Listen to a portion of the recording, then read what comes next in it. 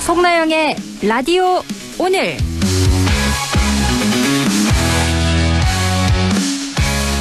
여러분 안녕하십니까? 송나영입니다. 도널드 트럼프 미국 대통령이 상호 관세를 인상한다고 기습적으로 밝혀 충격을 주고 있습니다. 한국 국회가 대미 투자 특별법을 통과시키지 않아 무역 합의가 지연되고 있다며 우리 주력 수출품인 자동차와 의약품 관세를 기존 15%에서 25%로 단숨에 올리겠다고 경고한 건데요. 하지만 속내는 조금 더 복잡합니다.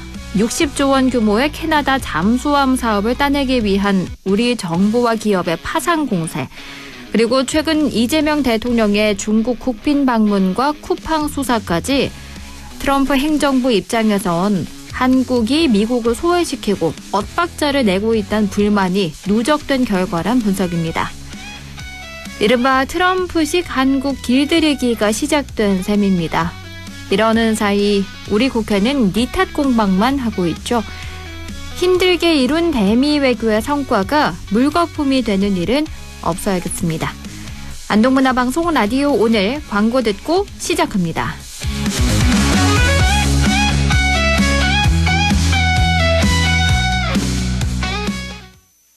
안전화가 이렇게 편해도 돼요? 나도 모르게 집에까지 신고 간다니까요. 우린 발이 건강해야 하니까 안전화 아무거나 못 신어요. 내가 안전해야 가족이 안심하지. 그래서 난 꼭 워킷만 신어. 워킷 안전화를 고집하는 확실한 이유가 있다. 생각의 차이가 만드는 가치 워킷. 워킷 안전화. 내게 기대 저축은행 당신 곁에 저축은행 기대하던 미래와 만나요. 당신의 기대, 당신의 미래. 저축은행에 기대세요. 내게 기대 당신의 저축은행. 까맣지 마치 까맣지 마치 까맣지 마치 모두 다 같이 까맣지 마치 까맣지 마치 까맣지 마치 너무 맛있지. 신선하고 맛있는 까맣지 바삭하고 쫀득한 까맣지. 맛있네 지키는 마치 까맣지 통닭. 미래 에셋 미래 에셋 투자는 미래 에셋 AI 자산 배분 디지털 연금 투자는 다 미래 에셋 증권. 원금 손실 유의, 투자 전 상품 설명서 및 약관 필독. 1월 27일 화요일 라디오 오늘입니다. 1부 엄마의 마음으로 바라본 세상사 김세롬의 세상맘사 준비되어 있고요. 2부 이슈 오늘에서는 의성군 소식 알아봅니다. 이어서 한 주간의 시사 이슈를 알아보는 시간 최요한의 시사 따라잡기 준비되어 있습니다. 라디오 오늘 유튜브로도 다시 들을 수 있거든요. 많은 애청 바랍니다.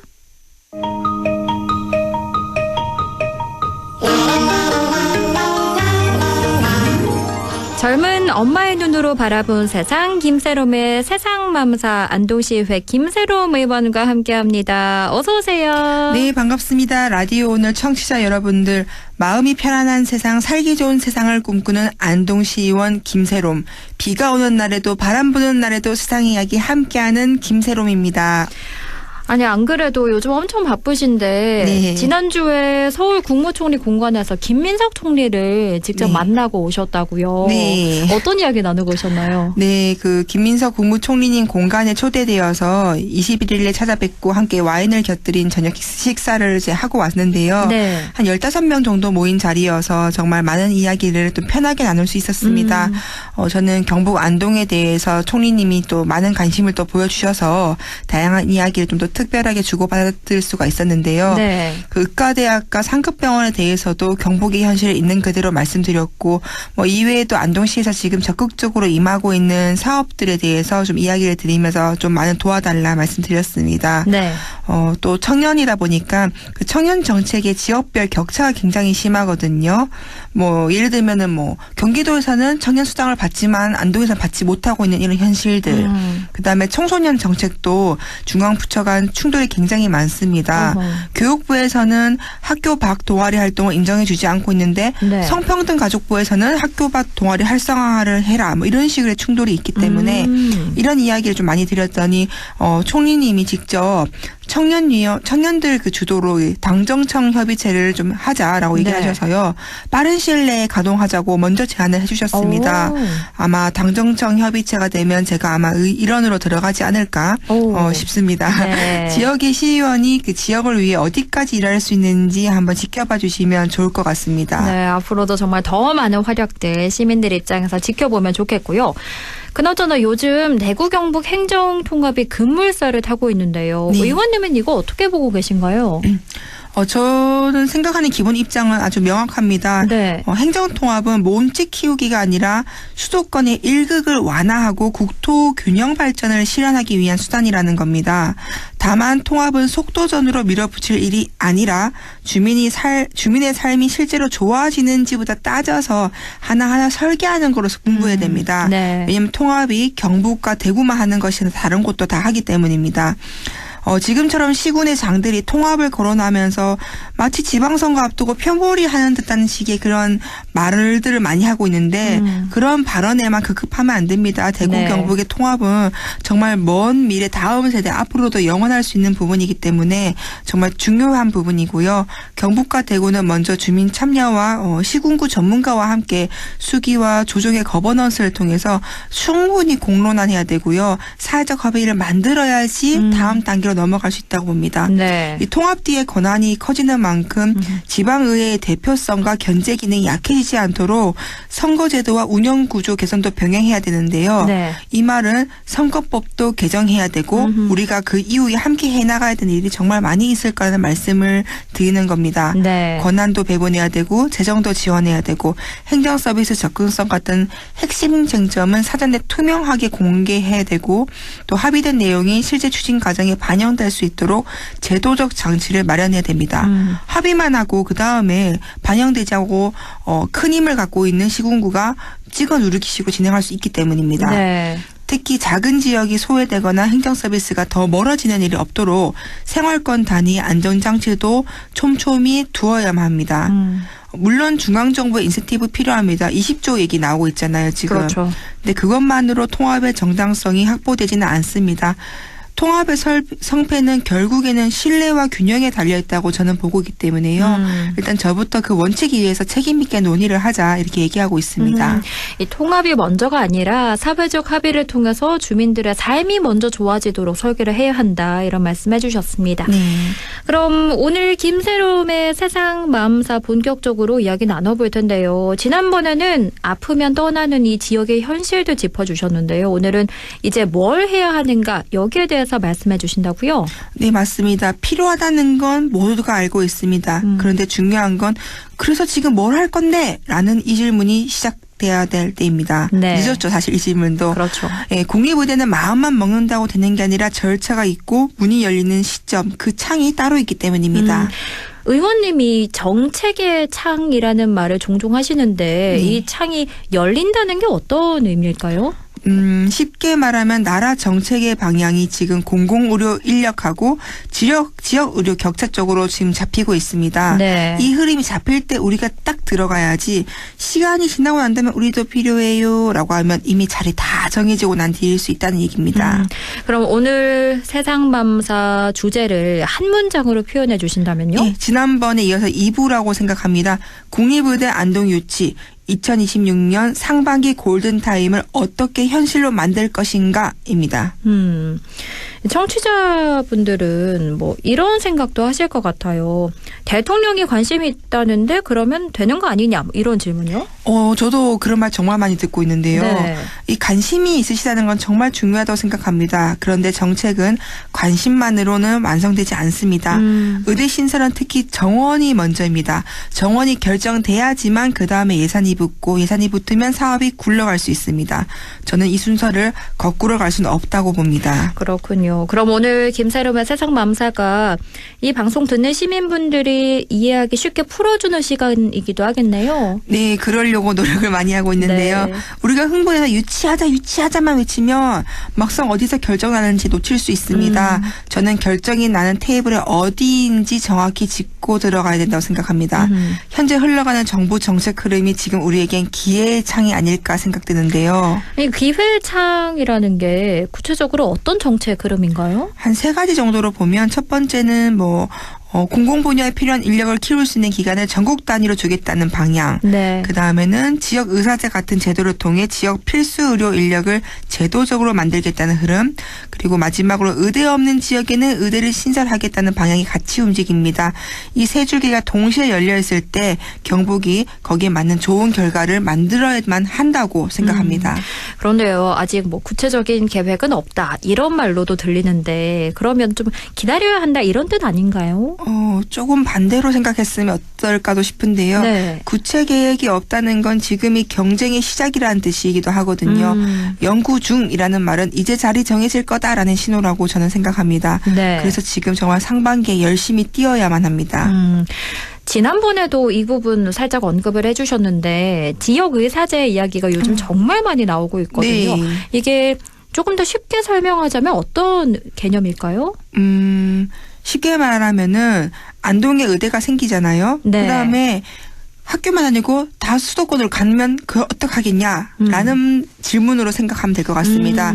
지역에서 필수 의료를 맡을 그 인력이 일정 기간에 의무적으로 무조건 복무를 할 수 있도록 하는 제도적 근거를 두자는 거지요. 복무형이든 계약형이든 뭐든지 간에 이 지역에서 경북 내에서 의사로 일할 수 있는 길을 제도로 아예 딱 못 박아두자는 겁니다. 그렇군요.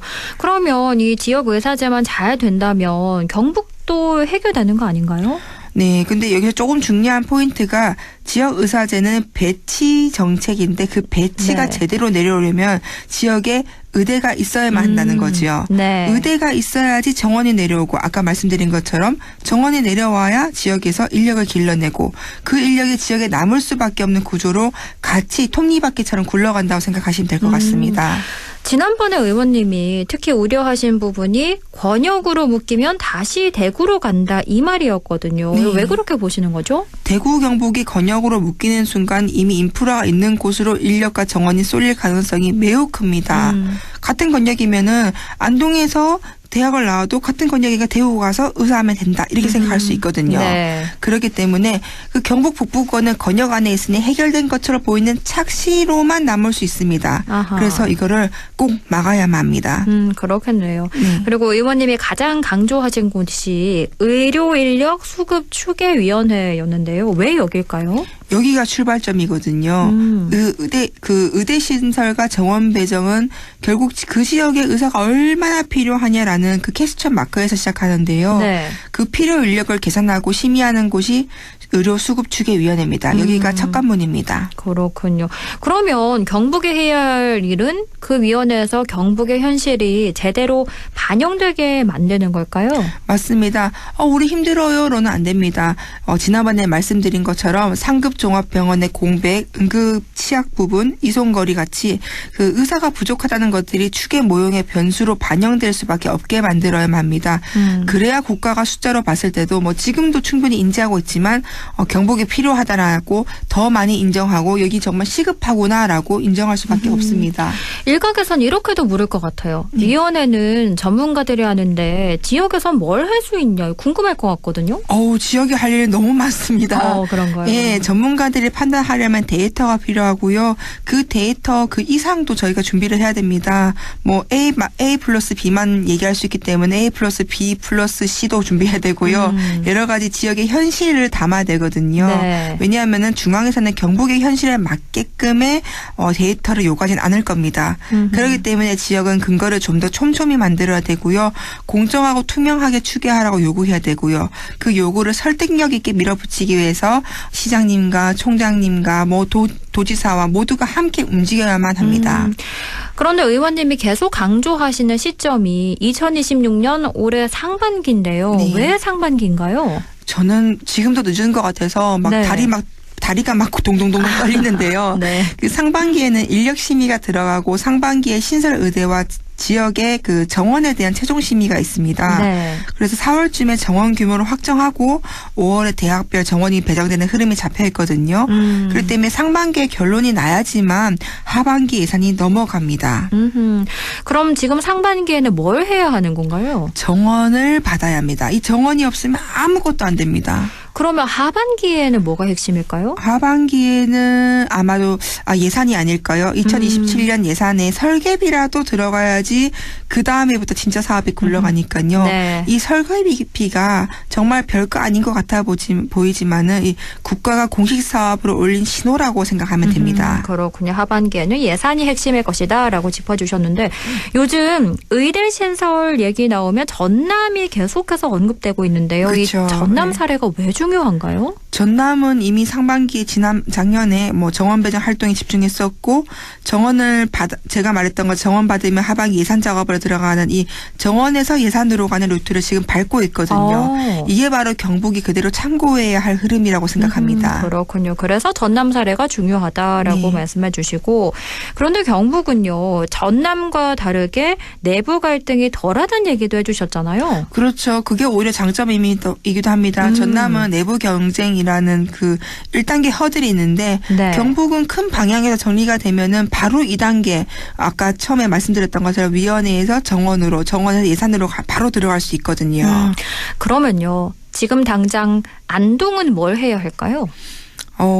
일단 추계 모형의 경북의 취업 변수가 반영될 수 있도록 지역이 한 목소리를 내야 됩니다. 한 번 더 말씀드리면 시장님과 우리 경북대학교 총장님과 도지사님과 또 그 옆에 부수적으로 옆에 있는 시군구의 자치단체 장들과 의장님들 모두가 이 힘 실어줄 수 있는 분들이거든요. 네. 같이 손잡고 국회를 좀 찾아가 주셨으면 합니다. 우린 이게 너무 약하거든요. 네. 그다음에 정원 배정 논리를 경북 북부권 중심으로 구체화해야 됩니다. 건역 배정으로 다시 대구 쏠림이 반복되지 않도록 그 경북 북부권 독립 수요를 분명히 해야 됩니다. 그리고 내년도 2027년도 예산에 설계비라도 반영될 수 있도록 이 준비된 사업안을 만들어서 계속 우리가 노크를 해야 됩니다. 준비된 사업안이라는 게요. 너무 행정적인 말로 들릴 수도 있을 것 같은데 이게 쉽게 말하면 어떤 걸까요?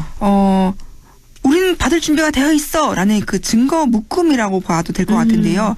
부지라든지 접근성이라든지 실습 병원은 어떻게 할 것인지 필수과 중심교육은 어떻게 할 것인지 지역에 있는 의료기관들이 아직 몇 군데가 있는데 어떻게 협력할 것인지 또 학생들이 오면 기숙과 연구의 인프라는 어떻게 할 것인지 그다음에 제일 중요한 건 지역 필수 의료에 어떻게 기여할지를 명확히 보여주는 겁니다. 이건 정치권만 할 수 있는 일이 아니라 지역사회 전체가 함께 해야겠네요. 그래서 제가 함께 해주십시오라고 해서 말을 하는 건데요. 네. 지자체와 대학, 의료계, 교육계, 시민사회가 각각 할 일이 있습니다. 저는 특히 의료계와의 대화가 정말 중요하다고 생각하는데요. 갈등으로 가면 추진 자체가 멈출 수 있기 때문에 협력 설계를 해야 됩니다. 하나만 더 말씀드리면은 그렇게 큰 대학이 들어오고 큰 병원이 들어오면은 국가 차원에서 할 수 있는 연구들이 안동으로 올 수 있거든요. 그러면 안동이 좀 더 활성화되고 안동은 백신도 관련해서도 있고 여러 가지 관심 갖고 있는 분야가 있지 않습니까? 그렇죠. 관련해서 힘을 받아서 더 많이 활성화될 수가 있습니다. 그럼 지금 딱 통로가 열려 있을 때 밀어붙여야겠네요. 예, 경북에서 이 이야기를 꾸준히 할 수 있는 정치적 통로가 많지 않았던 게 사실입니다. 우리가 할 수 있는 거는 그동안 현수막 다는 거밖에 없어라고 생각했는데 그렇지 않거든요. 끊임없이 중앙을 찾아가야 되고 또 갈 때 같은 한 목소리를 내야만 합니다. 그게 진짜 중요하거든요. 네. 국가 지도부가 이 관심이 갖고 있을 때 지역에서 준비해서 정책으로 갖다 꽂아 넣어야 되는 이 기회 오래 열려있지 않기 때문에 함께 해야 됩니다. 그렇군요. 그러면 오늘의 맘스 생각 들어볼까요? 기회는 선언이 아니라 일정표에서부터 시작된다고 생각합니다. 2026년도 상반기에 경북의 의료 취약 현실이 국가 계획에 반영되지 못하면 우리는 다시 대구로 서울로 가야만 한다는 말로 돌아갈 수밖에 없습니다. 이번에는 정원과 예산이라는 결과로 연결해야 된다고 생각합니다. 지금 대한민국 전체가 한일 정상회담 때문에 경북 안동으로 지금 시선이 꽂히고 있는데요. 네. 이럴 때 우리는 이 기회를 잘 활용해야 됩니다. 청취자 여러분들, 국립의대 안동 유치는 언젠가가 아니라 2026년도 상반기에 반드시 붙잡아야 하는 지금의 과제입니다. 네.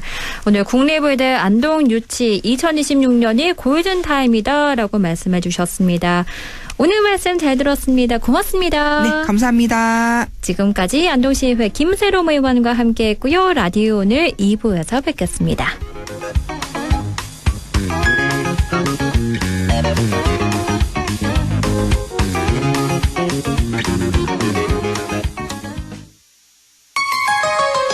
MBC 라디오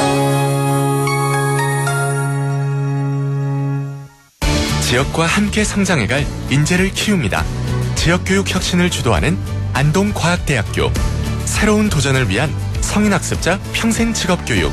해외 우수인재 지역정착을 위한 명품 교육과정 혁신. 대학이 지역의 미래다. 혁신을 주도하는 안동과학대학교. 아, 땡긴다 땡겨.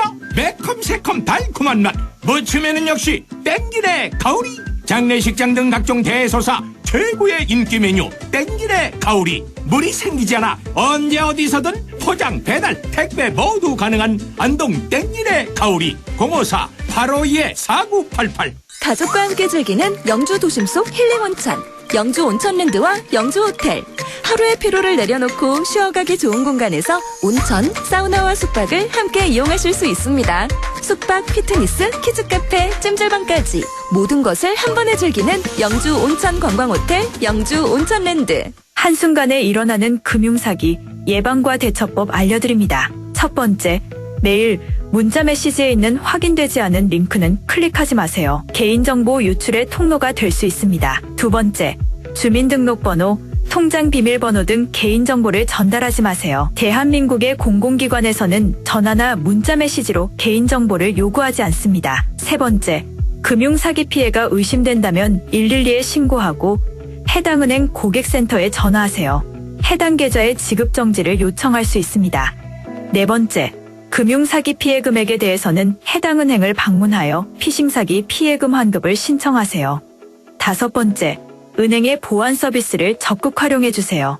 확인되지 않은 PC에서는 이체가 안 되게 하거나 해외 IP를 차단하는 등 금융사기 예방이 가능한 서비스를 이용할 수 있습니다.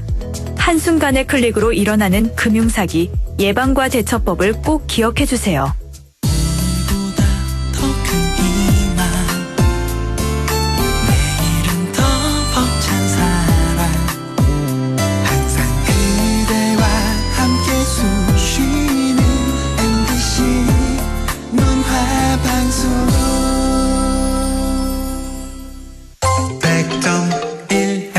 라디오 6시 27분 36초 지나고 있네요. 이슈 오늘입니다.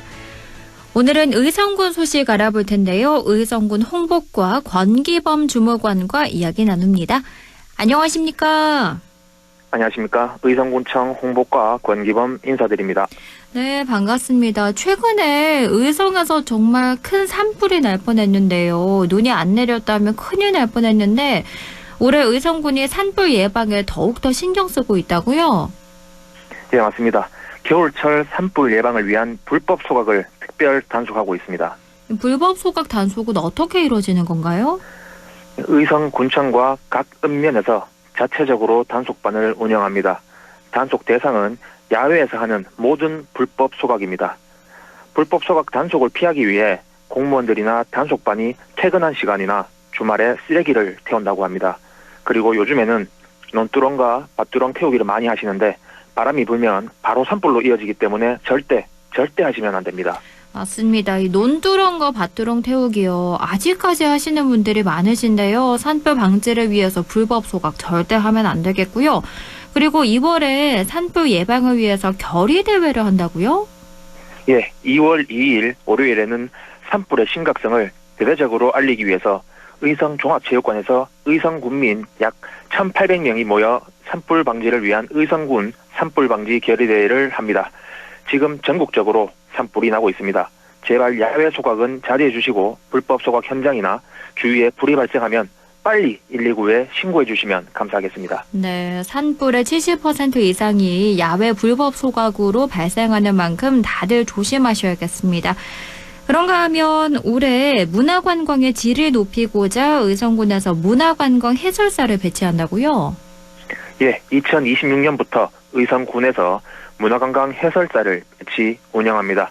배치 장소는 고운사, 사촌마을, 에코센터, 조문국 사적지, 빙계계곡, 주기철 목사 순환기념관, 낙단보까지 총 7개소에서 운영합니다. 네, 의성군에 있는 관광 명소에 수준 높은 해설 서비스를 제공하니까요. 문화관광 해설사 배치했으니까 다들 놀러 가보시면 좋겠고요. 그리고 이번에 빙계계곡에서 온혈이 발견됐다고 하던데요. 이 온혈이라는 게 어떤 건가요? 예, 빙계계곡에서 온혈이라고 따뜻한 바람이 나오는 곳이 발견됐습니다. 빙계계곡 온혈은 지열과 공기 흐름이 바위 틈으로 올라와서 따뜻한 공기가 바위 틈에서 나오는 자연 현상입니다. 이번에 의성군이 일본 풍혈연구진과 공동으로 빙계계곡이 여름에 차가운 바람만 나오는 곳이 아닌 겨울에는 따뜻한 바람도 나오는 빙혈과 온혈이 공존하는 것을 밝혀냈습니다. 혹시 주무관님도 온혈 지역 직접 가보셨나요? 예, 제가 이거 밝혀졌다는 거를 듣고 제가 바로 가봤는데 제가 갔을 때는 실내 온도가 영하 13도였습니다. 네. 근데 온열 지역은 영상 15도 정도로 좀 따뜻한 느낌이었습니다. 그리고 따뜻한 바람이 나오는 바위 틈 주변에는 주변에 이끼가 없는데 딱 그 지역만 초록초록한 형태로 살아가고 있는 걸 또 확인했습니다. 정말 신기하네요. 이 빙계계곡이 유네스코 세계유산으로 지정된 일본 아라훈의 온열과 비슷한 수준이라고 하는데요. 의성 빙계계곡도 유네스코 세계유산으로 지정되길 기대해 보겠습니다. 그리고 다음 소식은 청소년 활동 프로그램 소식인데요. 어떤 내용일까요? 예, 2026년 청소년 활동 프로그램 참여자를 모집합니다. 신청 기간은 1월 31일 토요일까지입니다. 신청 대상은 초등학생부터 고등학생까지이며 활동 내용은 합창단, 뮤지컬단, 밴드팀, 문화강좌위원회가 있습니다. 신청 방법은 의성군청 홈페이지에서 신청하시거나 의성군 청소년 문화의 집으로 직접 오셔서 방문 신청하시면 됩니다. 1월 31일까지면 며칠 안 남았습니다. 이번 주 토요일이거든요. 청소년 활동 프로그램에 관심 있으신 분들은 꼭 신청하시기 바라고요. 그리고 의성군이 농산물을 통합 브랜드 의성진으로 전국에 출하하고 있는데 이번에는 의성딸기를 전국적으로 선보인다고요? 예, 의성군의 대표 농산물 브랜드인 의성진 브랜드는 의성군이 철저한 품질 관리와 검증을 거쳐서 선별된 브랜드 농산물입니다. 이번에 자두, 복숭아, 사과, 쌀, 마늘과 같이 의성 딸기도 의성진 브랜드에 합류했습니다. 의성 장날 홈페이지나 대형마트에 가면은 의성진 딸기를 구매하실 수 있습니다. 제가 딸기를 정말 좋아하는데 네. 의성 딸기 너무 맛있습니다. 크기도 크고 맛도 있어서 정말 진짜 강력 추천합니다. 그렇군요. 기회 된다면 의성진 딸기 꼭 먹어보도록 하겠고요. 마지막 소식 살펴볼게요. 의성 장날 온라인 쇼핑몰에서 설맞이 이벤트를 한다고요? 예, 의성 장날 온라인 쇼핑몰에서 설 명절을 맞이하여 20% 할인 이벤트를 실시합니다. 기간은 2월 11일 수요일까지입니다. 이상입니다. 네, 이제 설 명절이 다가오다 보니까 선물 고민하시는 분들 계실 텐데요. 설맞이 이벤트 한다니까 의성장날 온라인 쇼핑몰 둘러보시기 바랍니다. 지금까지 의성군 홍보과 권기범 주무관과 함께했습니다. 고맙습니다. 예, 감사합니다. 라디오 오늘에서는 청취자 여러분의 참여를 기다리고 있습니다. 우리 지역에서 발생한 사건 사고 소식이나 함께 토론하고 싶은 내용을 안동 MBC 홈페이지 라디오 오늘 게시판에 올려주시기 바랍니다. 전화와 문자 참여도 하실 수 있습니다. 전화는 851국에 7191번, 문자는 샵 0913번으로 보내주시면 됩니다. 문자는 단문 50원, 장문 100원의 정보 이용료가 있습니다. 여러분의 많은 참여 바랍니다.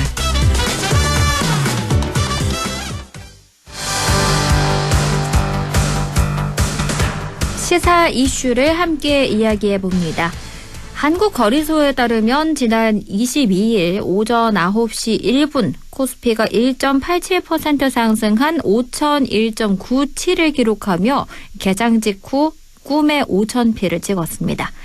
최요한의 시사 따라잡기, 오늘은 대한민국 증시의 역사에 대해 최요한 시사평론가와 이야기 나눠봅니다.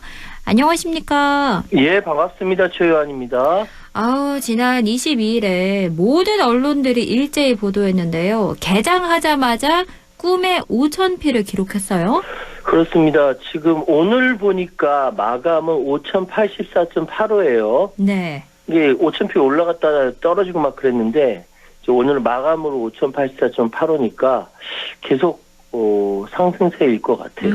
일단 지난 20일 처음 5,000선 돌파했는데 그게 1980년 1월 4일 시가총액 기준을 100으로 삼아서 산출한 지수니까 46년 만에 50배가 된 겁니다. 네.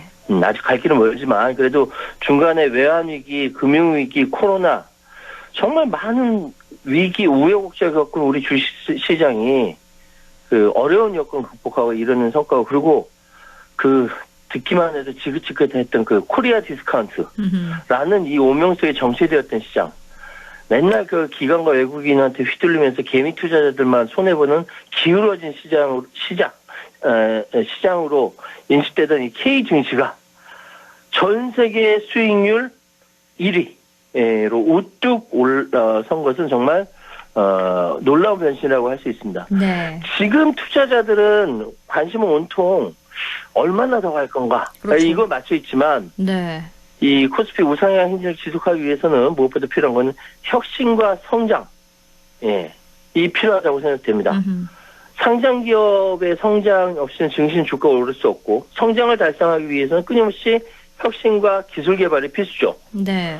우량 기업을 선별해서 장기 투자하는 투자자와 지속적인 혁신과 기술 개발로 수익성을 높이고 배당을 통해 주주들과 함께 성장하는 이 상장 기업, 그리고 이러한 것들을 아울러서 공정한 시장 운영과 제도 개선을 통해서 이 성장과 혁신을 뒷받침하는 금융당국, 이런 요소들이 갖춰져야 이제 집 나간 서학기업이 돌아오고 해외의 거대 투자 자금도 앞서서 들어오는 선진 금융시장이 되지 않겠느냐. 네. 그러니까 우리 증시는 이제 코스피 5,000 달성 계기 삼아 질적 성장으로 한 단계 더 도약해야 한다라고 생각하는데요.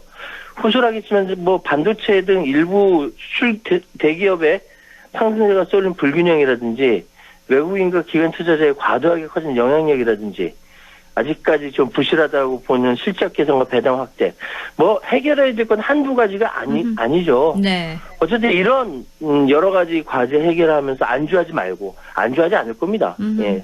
한국인들은 안주를 몰라요. 그렇죠. 주저앉을 줄로 몰라요. 네. 이 모든 것들을 다 해결해 나가야 진정한 의미의 선진 시장으로 거듭나고 코리아 디스카운트가 아닌 코리아 프리미엄의 시대도 열릴 것이다 라고 말씀드리겠습니다. 괜히 가슴이 뜨거워지네요. 네. 그럼 사상 처음으로 이렇게 5,000선을 넘어선 이유, 배경 어디에 있다고 보시나요? 이게 숫자가 하나 바뀌었을 뿐인데 시장 분위기가 완전히 달라졌어요. 그러니까요. 한때 박스피란 말이 일상이었죠. 네, 한국 증시가 이제는 글로벌 금융시장에서 가장 뜨거운 시장 중에 하나로 주목받고 있습니다. 네. 외신들 이야기로는 코스피의 이런 흐름을 단순한 이 주가 상승이 아니라 한국 경제의 체질 자체가 바뀐다라는 신호로 해석하고 있어요. 네. 지난해 12월 3일 4,000선 돌파하고요. 불과 33거래일 만에 5,000피를 달성했습니다. 물론 이 랠리를 이끈 주역은 단연 반도체죠. 삼성전자, SK 하이닉스는 물론이고 여기에 현대차, 뭐 LG에너지솔루션 등등등 시가총액 상위 종목들이 줄줄이 강세 보이면서 지수를 끌어올렸고요. 네. 그러다 보니까 외신이 이야기하기를 한국 증시가 더 이상 경기에 민감한 수출주 시장이 아니라 글로벌 AI 산업의 핵심 인프라 시장으로 재편되고 있다. 굉장히 멋있는 말이에요. 아니 지금 대단한 이야기입니다. 네. 글로벌 AI 산업의 핵심 인프라 시장으로 재편되고 있다. 블룸버그는요. 코스펠레는 한국이 세계 AI 부문 중심에 있다는 신호다. 전 세계적으로 데이터 센터라든지 생성의 AI 투자가 폭증하면서 그 고대역 메모리, 서버용 디램 수요 급증하는데 이거 사실 한국 기업들의 독점적 위치를 점유하고 있거든요. 네. 이 메모리 반도체 공급 부족이 최소 2027년까지 이어진다라는 겁니다. 칩이 곧 권력이 된 시대예요. 근데 한국 반도체는 가장 직접적인 수혜 자산이 되고 있는 것이죠.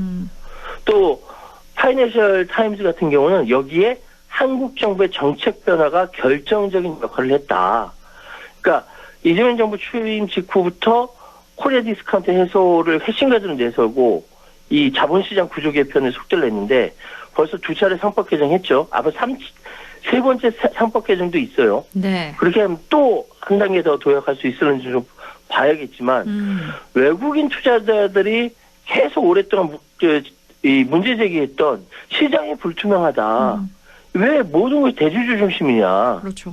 투자자는 어디 갔냐. 뭐 이렇게 질문하는데 이걸 바꾼다라는 거예요. 그러고 나니까 실제 코스피가 지난 한 해 동안 76% 상승해서 G20 증시 가운데 1등이에요. 올해 들어서 1월 한 달 만에 19% 넘게 올랐습니다.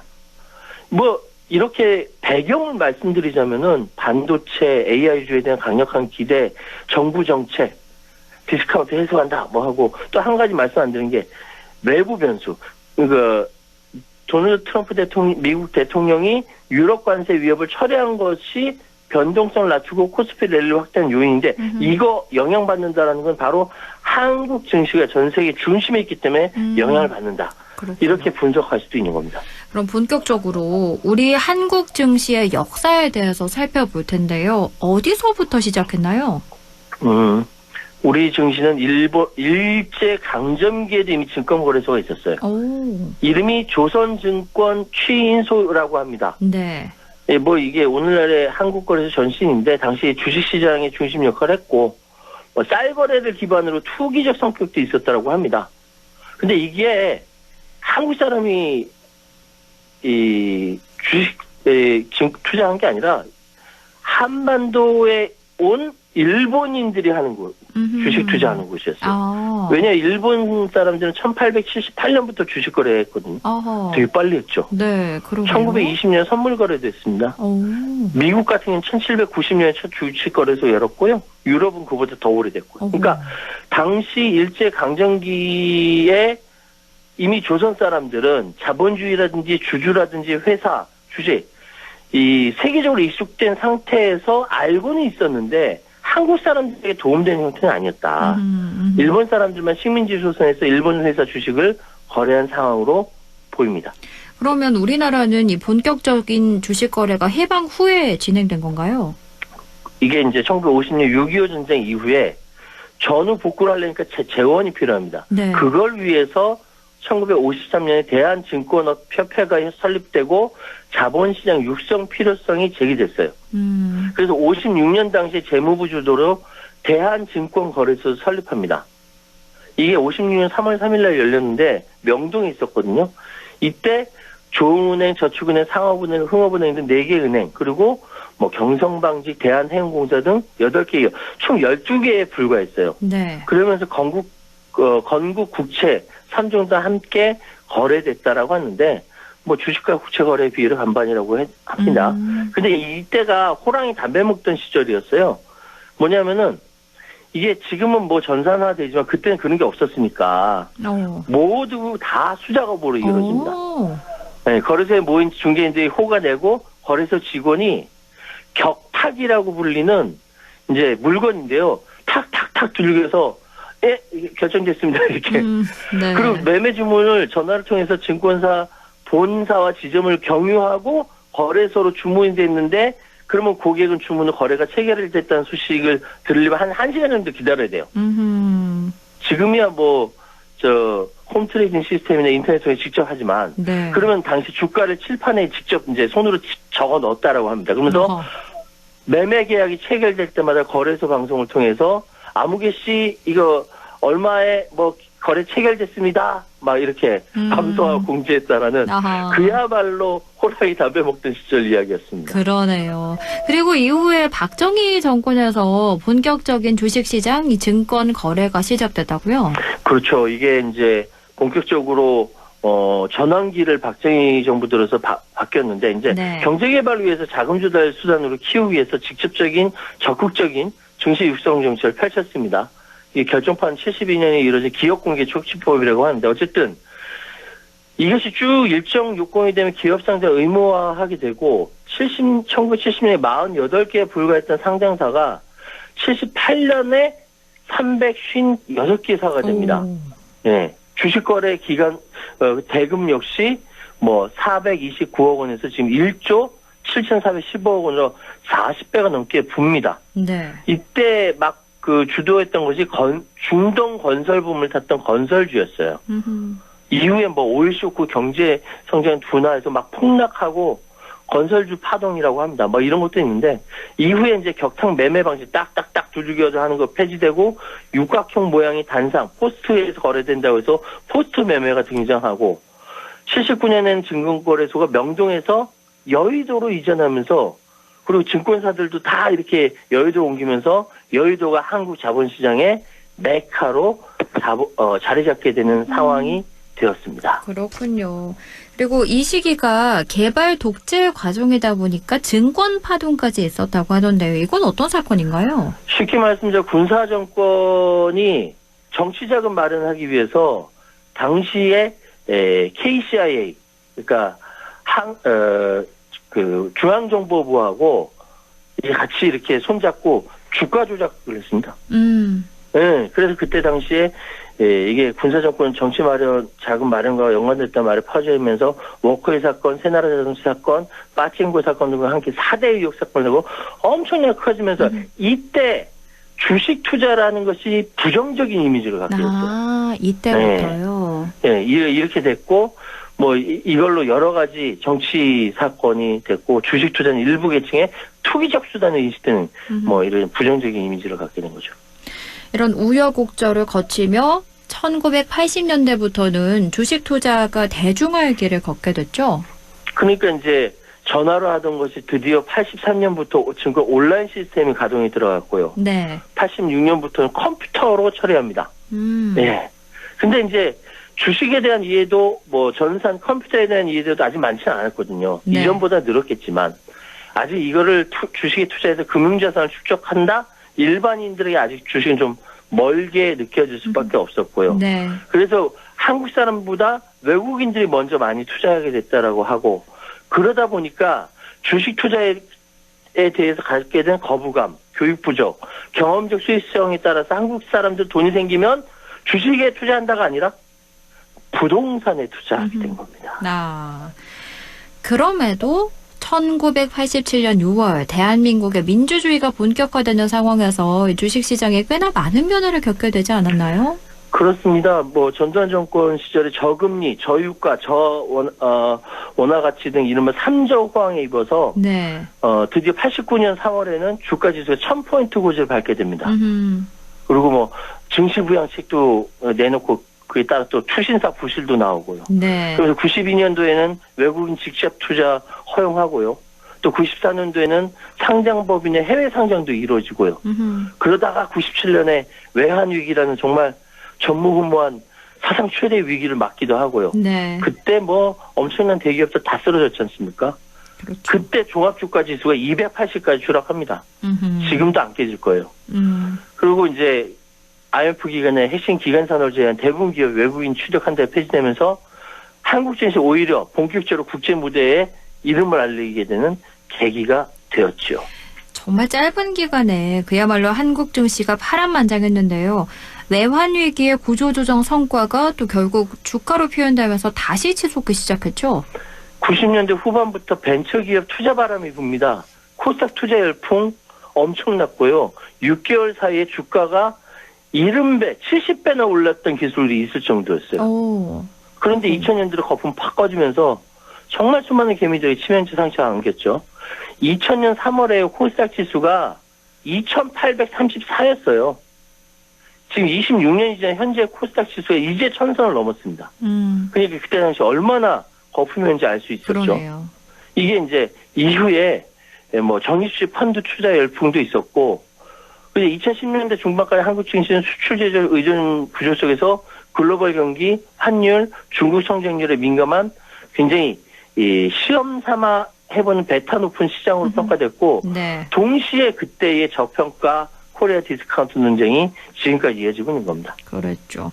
또 코로나 기간에는 동학개미 논쟁까지 있었잖아요. 네, 지금은 서학개미 얘기도 있던데 네. 그때 이제 개인 투자자 대규모 유입되면서 이른바 동학개미 운동 막 한국 증시 사상 최고치 구간 쓰고 반도체 2차 전지 인터넷 플랫폼 막 랠리 이끌고 그러다가 이제 쭉 이어지다가 2024년부터 2026년 초까지 한국 증시는 반도체, AI, 방산 특정 섹터 중심으로 최고치 연이어 경쟁하며 결국 지난 22일 5,000피 돌파라는 꿈의 숫자를 기록하게 된 겁니다. 어쨌든 이 꿈의 숫자라는 5,000피를 기록하긴 했지만 앞으로 우리가 우려할 지점이나 생각해야 할 지점들이 있을까요? 실제로 지금 최근 장세를 보면요. 여러 가지 생각할 것이 많아요. 2021년 동학개미 열풍과 당시와 달리 지금 이번 상승장은 개인이 아닙니다. 주인공이 아닌 구조적인 걸로 된 거고 네. 문제는요. 코스피가 이렇게 상승하면 이게 체감 경기로 이어지지 않는다면 시장과 실물 경제 사이의 괴리가 커질 수 있지 않습니까? 그렇죠. 그러니까 이게 여전히 국내 실물 경제는 녹록지 않다라는 거. 그리고 또 하나 변수는 글로벌 정치 리스크입니다. 외국에서 이 글로벌 정치 리스크가 있으면 우리 한국의 그대로 변동성까지 이어집니다. 네. 그럼에도 불구하고 이 코스피 5,000이 끝이 아니라 새 출발선이라는 평가가 쏟아져 나오고 있습니다. 대형주 쏠림이 완화되면 이제 중소형주가 코스닥으로 자금이 이동하는 순환 장세가 나타날 수 있고 지금 1,000 넘은 게 바로 그런 이제 일종의 변화다. 그리고 네. 외환 규제 완화와 외국인 투자 유입 정책이 본격화되면 추가 상승 여력도 충분하다. 이런 분석이 나오고 있거든요. 다만 신용거래 증가, 영끌 막 이런 거 있지 않습니까? 네. 그러니까 글로벌 금리 변수 언제든지 조정의 빌미가 될 수 있습니다. 마지막으로 말씀드리자면 5,000피는 단순한 숫자 이상의 의미가 갖고 있습니다. 이제 대한민국은요. 싸게 거래된 나라에서 미래 산업의 중심 시장 한국, 중국, 이제 미국, 중국, 한국 이렇게 AI 3강 간다 뭐 이런 얘기 나온다니까요. 그렇기 때문에 이 랠리가 진짜 구조적 상승의 시작일지 아니면 또 하나의 과열 국면을 정리해야 될 건지 향후의 반도체 실적이나 글로벌 AI 투자 흐름 이런 것들을 개인 투자자들 얼마 복귀할 것인지가 관건이라고 할 수 있고요. 네. 그래서 전문가들은 코스피 5,000 도착지가 아니지 이제 막 새로 열린 게임판에 가깝다 이렇게 평가하고 있으니까 네. 그럼에도 불구하고 증시는요. 하느님도 모르고 며느리도 몰라요. 그렇죠. 네. 개인이 판단하고 개인이 투자해서 개인이 책임져야만 한다. 이 말씀 마지막으로 드리겠습니다. 맞습니다. 오늘은 우리 한국 증시의 역사 그리고 이번에 꿈의 숫자 5,000피를 달성한 한국 증시에 대한 해석 함께 들어봤습니다. 고맙습니다. 예, 감사합니다. 지금까지 최요한 시사평론가와 함께했습니다.